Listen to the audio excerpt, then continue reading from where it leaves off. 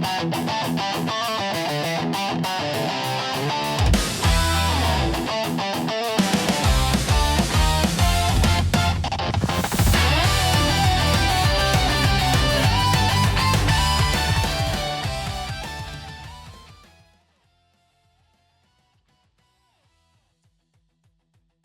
everybody, I'm Cortez and I'm a critic, and welcome back. We're continuing our NFL 2025 recap of the season. We're in the AFC North and we're talking about the Baltimore Ravens.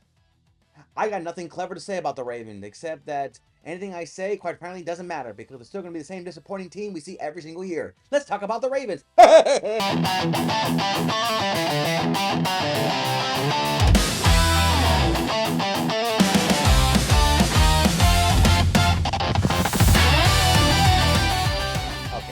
Okay. All right. I'm sorry. I'll be more professional. But seriously, Baltimore, Harbaugh's gone. And how many times have we seen this situation with franchises where the general manager and the ownership have to make a decision of do we commit to the coach's way of thinking, or do we go with our franchise quarterback? Because sometimes one can lead you closer to another Super Bowl than the other. But one has already won you a Super Bowl, so what's the problem? So the Ravens this season, very similar in the past when it comes to Baltimore, is the same problem that I feel like I've been having with Lamar Jackson. Sadly, more recently than I care to admit, is he gets hurt a little too much, and his absence really hinders the Ravens, I guess, consistencies, chemistry among themselves. And this year, even the backup situation was like, even our backup plan sucks. And sometimes for the Ravens, being the backup quarterback is basically just a glorified starter in waiting. And it's not because of emergencies, because, dude, you're probably going to play 3 or 4 games, and we need you at least go at least at 500 of those games. Okay? So when Lamar comes in, he can save us and bail us out. And I feel like that's what Lamar Jackson has been doing, and sometimes to his own detriment. If he keeps playing hero ball with his athleticism and everything, he's put himself in more in situations to get hurt. And that's why I thought getting Derrick Henry was supposed to replace. And Derrick Henry is still playing at a high level, but it just sits there going like, how much more does Lamar and the Ravens need to get over the hump? I have a list of things, but they have stopped taking my phone calls. So we're going to talk about them on this channel. Baltimore, even though with all these complaints and hindsight, I still had you going into the season with a 14-3. I felt like you guys were the most complete team because I was really riding high on Derrick Henry still being a competitive force, and that you guys may rely on him a little too much, maybe wear him down, but at least we'll keep Lamar Jackson healthy, and you guys would be fine. That is why I was so high on it. But even if you guys happen to stumble because maybe the Bengals and there would steal a win here and there and derail you slightly, I still have you at 11-6. You were probably the #1 team. I had the most confidence you will win the division and get into the playoffs. Everyone else was potentially the playoff, potentially. You were the one that I would sell my house, which I don't own, as collateral. I would have sold my parents' home, and then if that would have been a very awkward phone call when I lost that bet, because then they'll be like, our house is gone, and be like, I have no idea. I have nothing involved with it.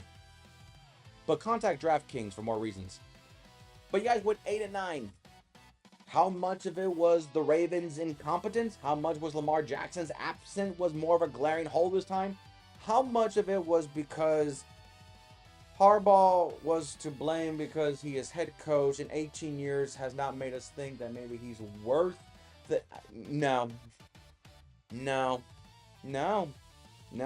Because for Lamar Jackson, Lamar, look at me. Lamar, let me talk to you, man. You're taller than me, so I'm going to look up to you.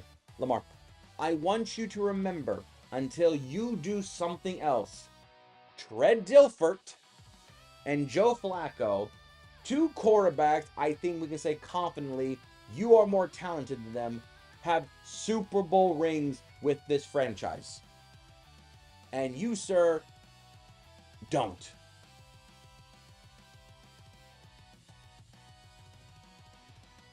So until you are proven, you'll be known as the talented quarterback that can't get better than Flacco and Dilfert.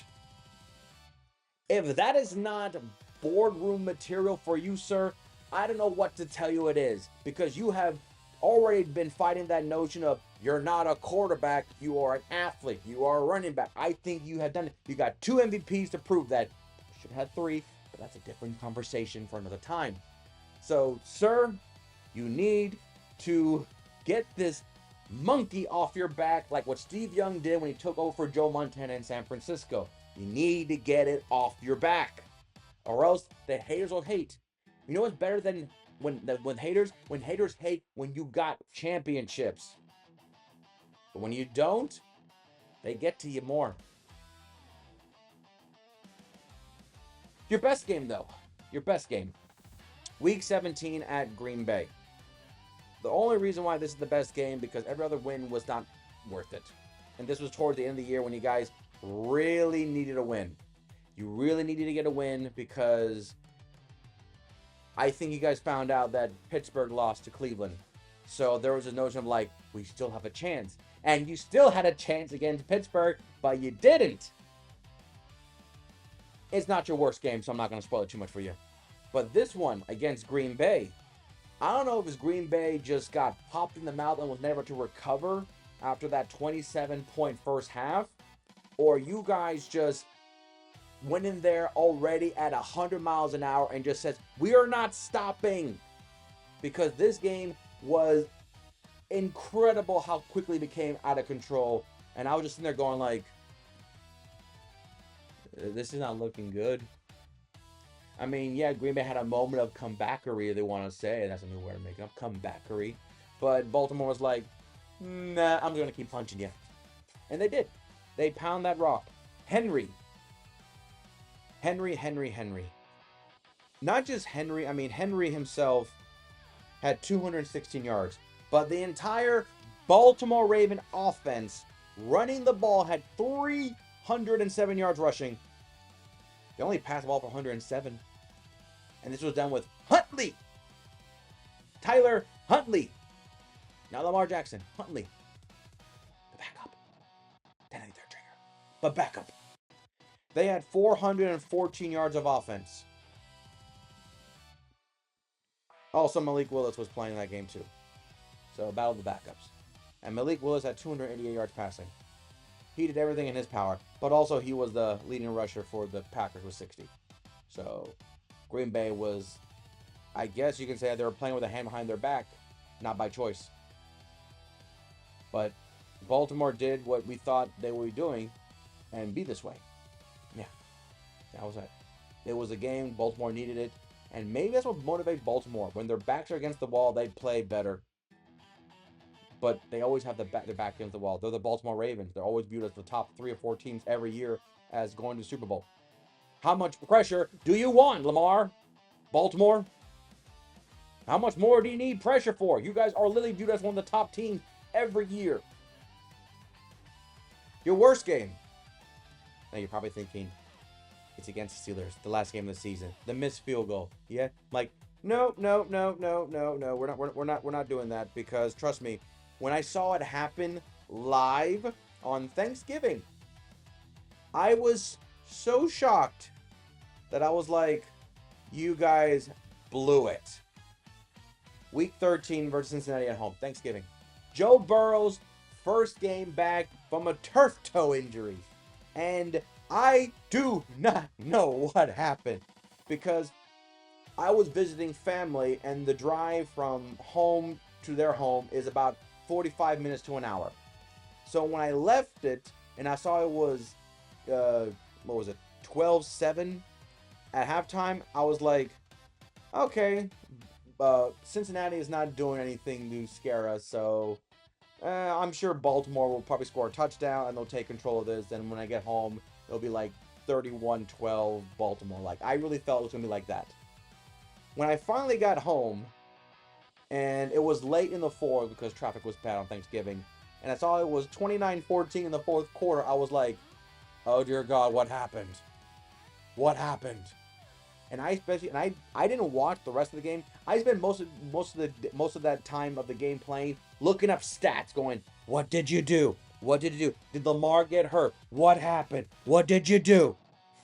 And then I looked at my handy dandy. Here we go. Let's look at the stats. Baltimore, with all your tenacity and all your tribulations and everything, the big thing that I find the most frustrating about all this was that you guys lost the turnover battle 5-1. That will kill anybody in football. 5-1 turnover. Okay. Now, also, Cincinnati had nearly 39 minutes of time of possession. You guys barely had 21. So they nearly had double the time of possession, and you guys turned the ball over so much. And also, you guys were at home. You guys are wearing your nice, purple, light purple uniform. It looked very clean. And then you got not curb stomped, but you got pummeled pretty hard. You guys were black and purple. If you guys' colors weren't already black and purple, by a team that was already sending the season off, and they're just thinking, well, let's see what Joe Burrow wants to play. And Joe Burrow was like, I still got it, motherfucker. Now, like I said, you guys still could have won the division if the kicker would have made his field goal. I get it. But I always felt like this. If you could have solved your situation earlier, you wouldn't have to resort to last-second heroics at the very, very end of the season. But he probably should have made that kick. That kick was very close. When I heard he got the first down, I was like, well, that's game. I turned the camera off. I turned the game off because that was game. And then I'm hearing from Twitter that Steeler fans are saying we won the division, and I'm like, how? The kick got blocked? What? And I saw it happen. I'm like, oh my god, no.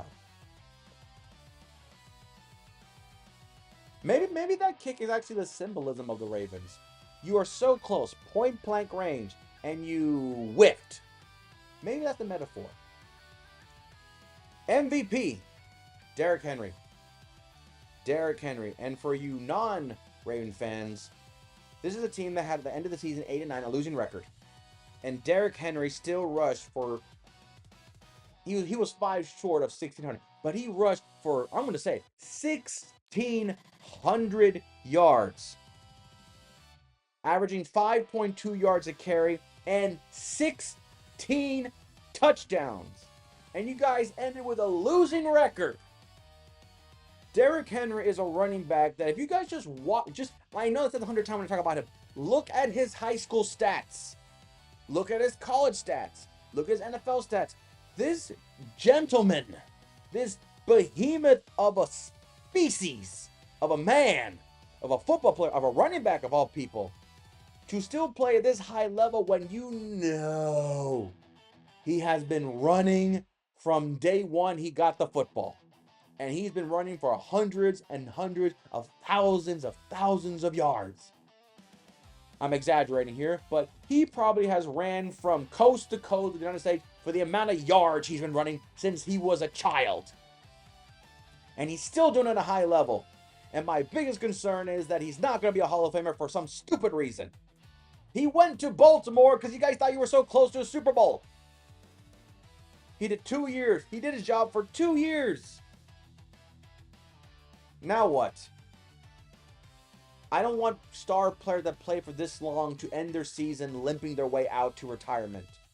Henry is still playing at a high level, and I hope he ends his career on a high level. But you do for 1,600 yards, 16 touchdowns, and you still have a losing record. Derrick Henry should literally be saying, what more can I do? I'm doing my job. Grade for the Ravens, a D. D for disappointment. D for downright despicable. D for dumb. D for don't know. The D. I mean, I can even give you guys a C because you guys are better than a C. That maybe if I give you a, let's work about rephrasing. Grading you a D may have given you I don't know, main motivation. But who the hell am I? I'm nobody. But if you guys listen to me more than yourselves, because you know you're better than this. And that's what makes it hard from a bad team and a good team. A good team knows they're good, so when they do bad, it's more personal. A bad team knows they're bad because a lot of outside resources cannot make them better. Coaching, players, general managers, they can't. Ravens, you know you are a better team than this. And having Harbaugh saying goodbye and going to New York, I'm saying right now, if New York has a better season than Baltimore, you got a lot of explaining to do among yourselves and among your peers. Let's go to your draft picks. You pick number 14. And there's one player that I feel you're going to pick up. And it's going to hurt me because you guys pick right before the Bucks. And it's likely you're going to pick him because you lost likely to Harbaugh and the Giants. So, with the 14th overall pick in the 2025-2026, NFL draft, the Baltimore Ravens select Kenyon Sadiq, tight end, Oregon. You don't really have a tight end besides Mark Andrews, and I'm sure you want an air replacement. And nothing screams security than a tight end, and he is so talented, and I feel like he is more than likely to be your pick. But maybe you want to protect Lamar Jackson from himself. Spencer Fano, offensive lineman, Utah. Offensive tackle, offensive lineman. You did lose Tyler, your center, so maybe looking for interior replacement. And I guess Fano, I was told that he is probably the closest thing to potentially being that interior offensive lineman you desire. But if you want to address the cornerback position, then I'll go with Jermod McCoy, corner, Tennessee. Yes, I believe he was hurt during the Tennessee season, so he has that, risk and reward. But I feel like Wiggins and all that, maybe you want to consider upgrading the cornerback position. But honestly, I'm going to say I think it'll be the Sadiq or Fontenot, the tackle, the tight end, or the offensive lineman. Those two I feel the most secure because of the players they lost. They lost their starting tight end and their starting center. So I feel like that will be the two desired me more than the corner. And that is the Baltimore Ravens. We have 2 teams left. That means someone will be the best for last, and some will be just second to last. The next team we'll be talking about will be the Cincinnati Bengals and the Joe Burrow ever career of staying healthy long enough to be warranted the first overall pick. And that'll be that. So until then, I'm Cortez, and I'm a critic. Thank you so very much for watching.